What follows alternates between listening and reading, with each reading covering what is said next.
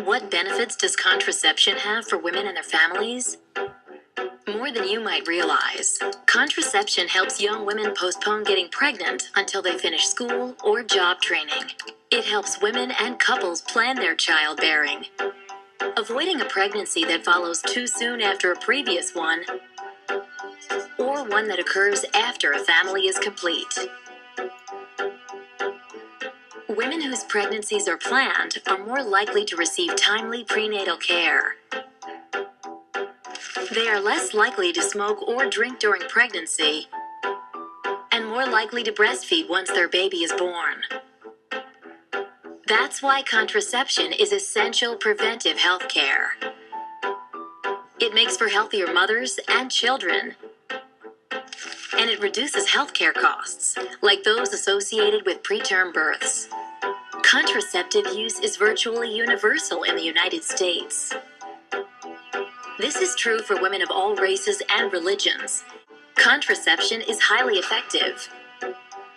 Did you know that the 2/3 of women who use contraception consistently and correctly account for only 5% of all unintended pregnancies every year? The much smaller groups who use contraception inconsistently, for instance because they forget to take their pills, and those who don't use contraception at all, account for the vast majority of unintended pregnancies and the abortions that often follow. That's why we need to make it easier for every woman to choose the method that's right for her. The typical American woman wants only 2 children. To achieve that goal, she will need to use contraception for about 30 years. Some people say cost isn't a problem because condoms are available in every drugstore.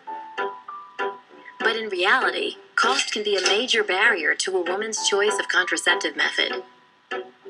Even for a woman with health insurance, the pill can cost hundreds of dollars a year. And long-acting methods like the IUD and the implant, the most effective methods available, have even higher upfront costs. But there is good news.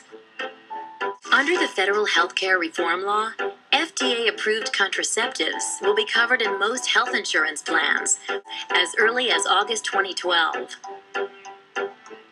The impact on women's ability to plan the pregnancies they want and prevent the ones they don't could be substantial.